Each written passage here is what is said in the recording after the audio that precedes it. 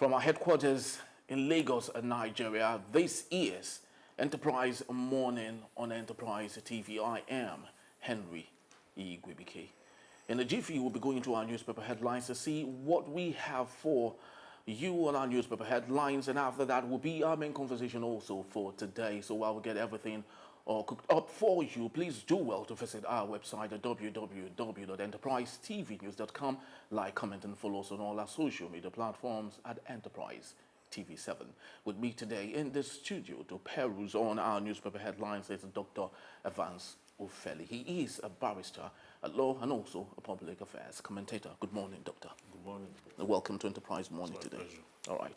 So quickly, let's start up with newspaper headline. But before doing that, Doctor, let's talk about the issue of banditry and criminality in Nigeria. Most recently, we just learned that bandits have called and demanded for 40 trillion naira, 11 Hilux vans, 150 brand new motorcycles for the release of 15 hostages they have taken. What do you think about the temerity coming from these people? Yeah, I think they have become emboldened because of the way the federal government have handled the security of this country. I mean, making such brazen demands in exchange for hostages is what you actually see in terms of war. Yes, cross-country war and all that. But now you have found bandits making that kind of demand.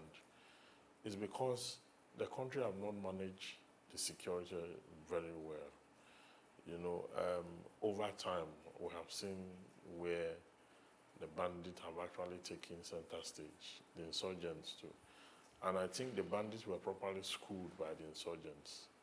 It was the insurgents who exposed the security situation of Nigeria when they started entering barracks to carry, break into armory, military armory to take. But isn't there a difference between bandits and insurgents? We're beginning to crystallize them and making bandits look smaller.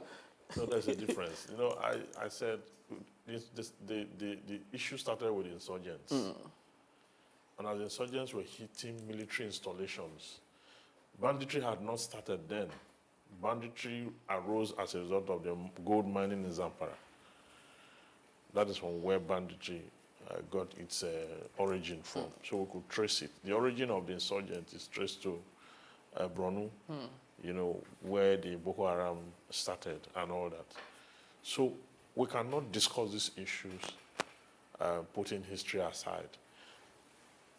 Every group you have seen, even the kidnappers, okay, that you have seen, are criminal elements who have watched Boko Haram wreak damage on this country, and almost always they get away with it.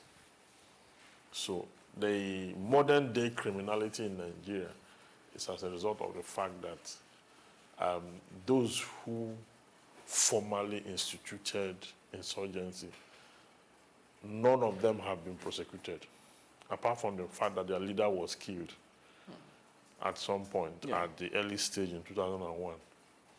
Okay, nobody have been prosecuted. Even the ones that were arrested were released.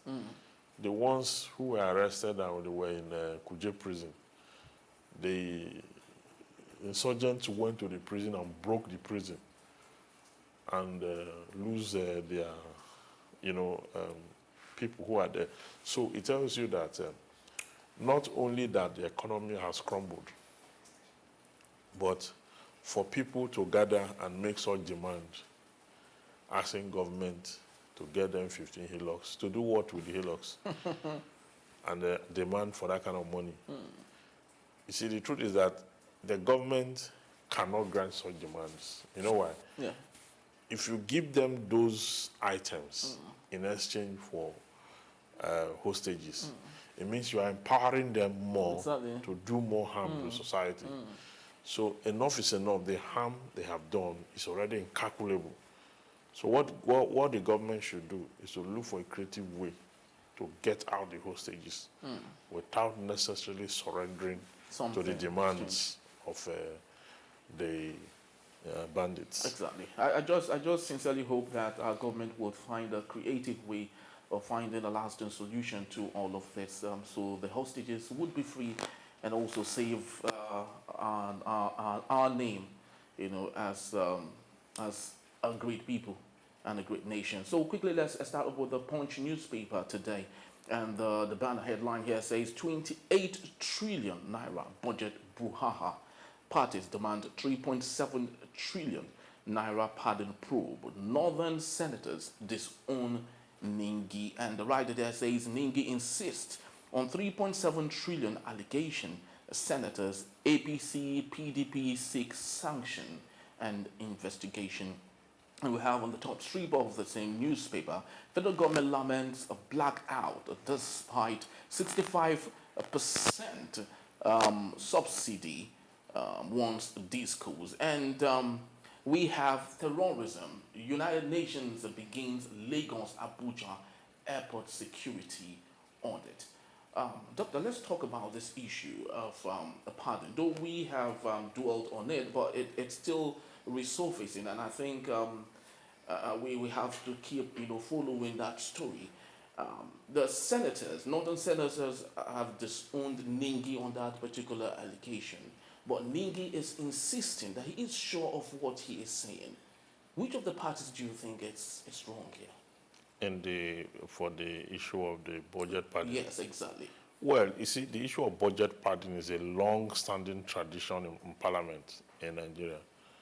From the days of Gali Naaba, that is in 2001, 1999, 2001, we've seen that consistent motive where senators will tell you, or lawmakers will tell you, that they cannot preside or do a scrutiny in a budget that have nothing in there for them. Meanwhile, their salaries on first line charge on the same budget. But they will tell you that, so all the while, there have been a consistent synergy with the executive in that pardon. And that pardon is, they release that money up front and share it, which is a colossal corruption. Because it hits the nation hard. It hits us on our Commonwealth hard. So you see this allegation. The allegation requires investigation. Because you cannot outrightly state that by analysis that truly they padded the budget or not. You were not there. I was not there. True. So to come out and analyze and say, yes, that budget was padded, is out of it. Let the security agencies do their job. Let them go to the root of the matter, investigate proper. What is budget for what, when, and how? What is released? Sometimes they budget certain amount of money for an institution. Then they collude with that institution to say that this amount of money that's budgeted, we're going to release everything. But when we release it, this is what is ours in it. Yes, that is also pardon. Okay, meaning that originally the institution is not supposed to get up to that. But they find a very good person who can play ball with them and say, this is it. We will get these funds out. But when we get it out, this is what is yours there. And you find that in many cases. So this pardon is pure corruption. Now, the EFCC is economic crime, is saboteur or sabotage. So the economic EFCC must wade into this and do proper And you think forensic investigation. And you believe there will truly be independence of security outfits to ensure that this comes to The tragedy of Nigeria, the tragedy of Nigeria is that the security agents or institution usually responsible for this investigation, they are also bought over by the same corruption. So they are fed with the same resources that they were supposed to go and investigate. You understand? Yeah. And we have seen that at many times when you find out that the hunter becomes the hunted. It's a consistent case from the first EFCC chairman to the last one before the president. It's been the same thing. Okay, so we must do something about corruption. It's the reason we're not developing. Exactly. We must do something about it. Very true. All right, quickly, let's move on to our next. The lead is coming from the Guardian newspaper, and the banner headline here says investors may forfeit dividends as firms struggle to survive. And the writer here says companies exist will pull over from stock market shareholders. One, that shareholders on the verge of losing investment in multinational companies. And on the bottom strip of that same banner headline, we have senators in for fierce session over, I think it's a 3 trillion budget padding claim, and also open borders to address food crisis. Kano governor tells Tinubu revoke license of non-performing discos, federal government on others and NAC. Dr. Feli, let's talk about this issue of investors possibly forfeiting their dividends as firms struggle to survive in Nigeria. It's no longer again saying that the ease of doing business currently in Nigeria since May 29, 2023 is excruciating. That is a given. But the issue here is investors who must have committed so much funds into some of the multinational companies we have, hoping that possibly they might forfeit their dividends. How disturbing is this to our economy? Very disturbing. These people who keep money in the stock market, they are not young people. These are people who invest. I'm not saying there are no young people. There are young people there, but these are people who understand investment. And the stock market is actually a safe haven if you want to really be wealthy. You understand? I have friends who have a lot of stock and shares who called me and said, this is what is going on. And that is the lack of long-term thinking of the president that I talk about. You see, this thing he talk about subsidies gone. It's far-reaching. See, that decision, that policy goes far, far, far into the life of an unborn child. It's deep. Now, for you to act impulsively, when you know a lot of things are hung on a particular area, it tells you that, okay, look at the multinationals that are struggling.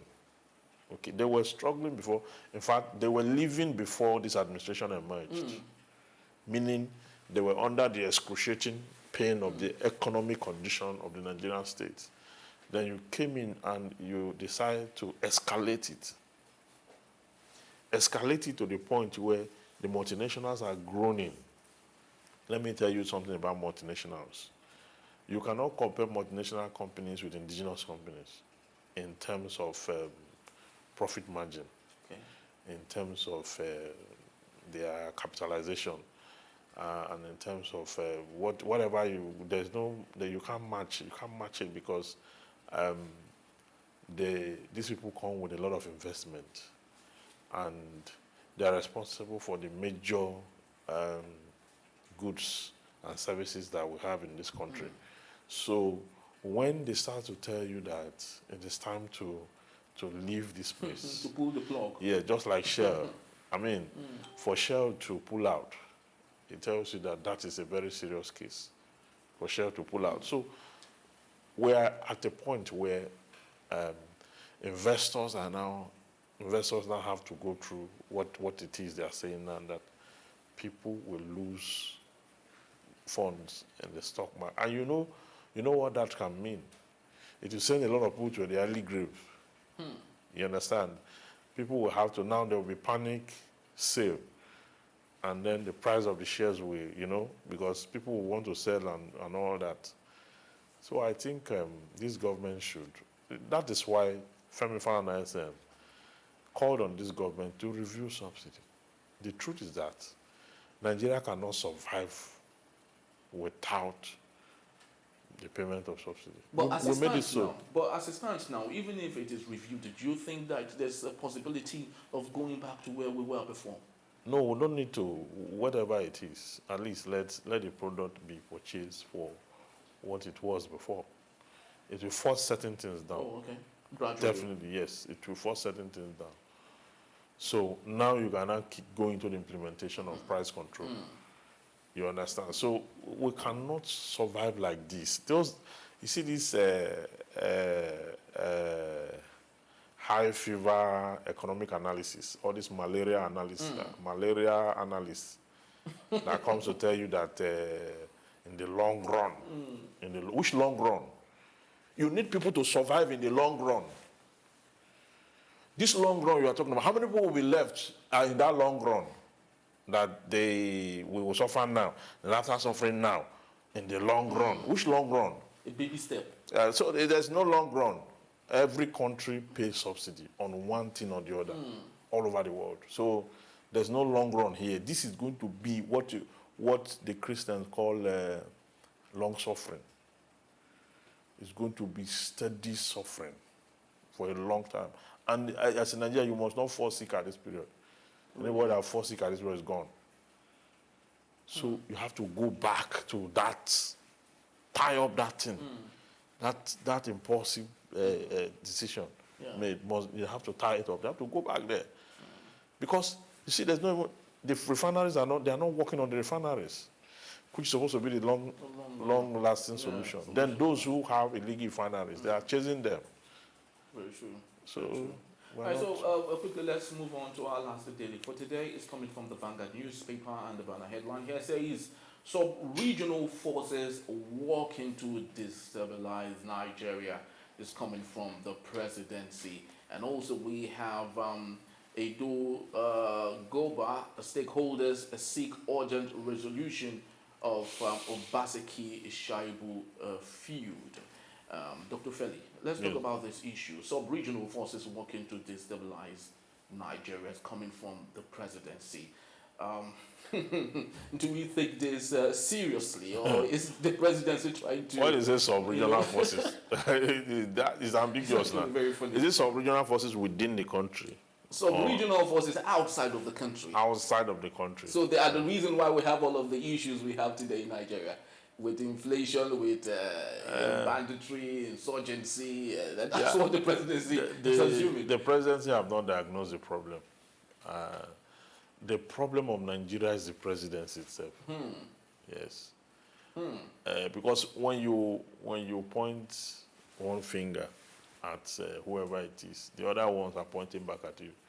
Do you know that till now, this government still do not realize that decision made on May 29th was wrong? That is the worst thing ever that can happen to a man, because he that knows and knows that he knows is a friend, follow him. He that knows but does not know that he knows is a child, teach him. He that does not know and does not know that he does not know is a foolish man. Because, you see, problems, once they are identified, the next thing is strategy to solve the problem.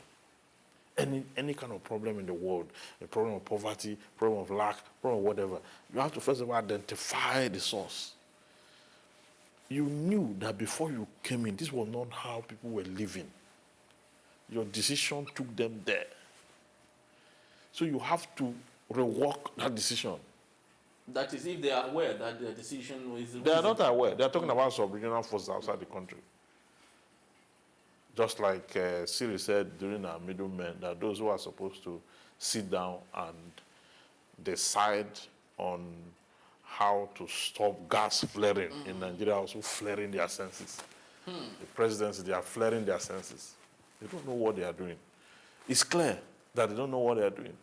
It does not matter how many years experience they have on this issue. They don't know what they are doing. And, our jury in Galali, once it came up most recently and said that Nigerians should be patient with the president, that he understands him very well, that he is one of those persons that, he does not sleep till it's 2 a.m.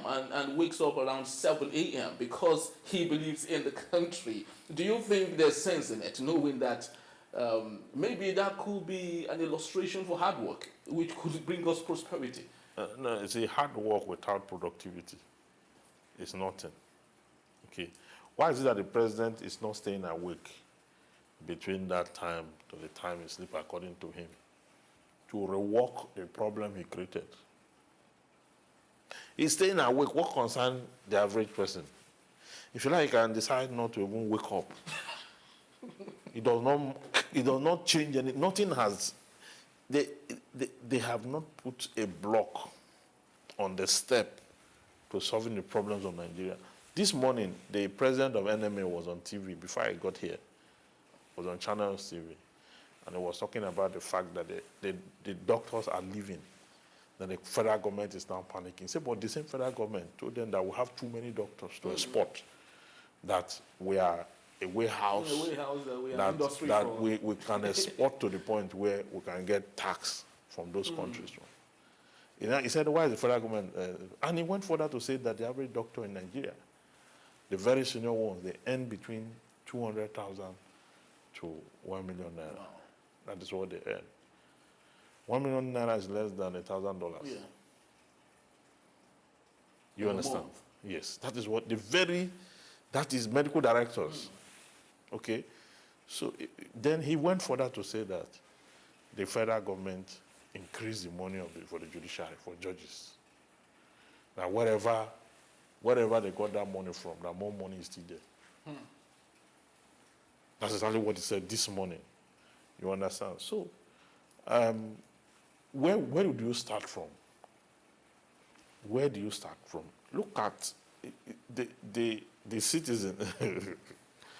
Not too long ago, they said they are going to do census, count people. Right now, nobody's talking about that again. Exactly. Because the country is not in order. The country is not in order. The few companies, the multinationals, those are the ones that even pay well to the middle class who are working there. Yeah. Those ones are leaving. You know the ones left now? The companies left now, the Chinese, Indians, and Lebanese. Those ones don't have any Nigerian that is a permanent worker. Yeah. The ones that have casual workers are the ones left, because those are the ones that have the balls to absorb corruption and dish out corruption. Exactly. Because obviously they don't have a skin. They don't. Well, I wish we had enough time to do more justice to this, but this is just about the time we have for newspaper headlines. I'd love to say thank you to Dr. Vance Ufedi for being part of our show today. So when we return, Nigerian University is on the verge of being shot yet again as industrial action looms. So that in a bit, when we come back, please don't go anywhere.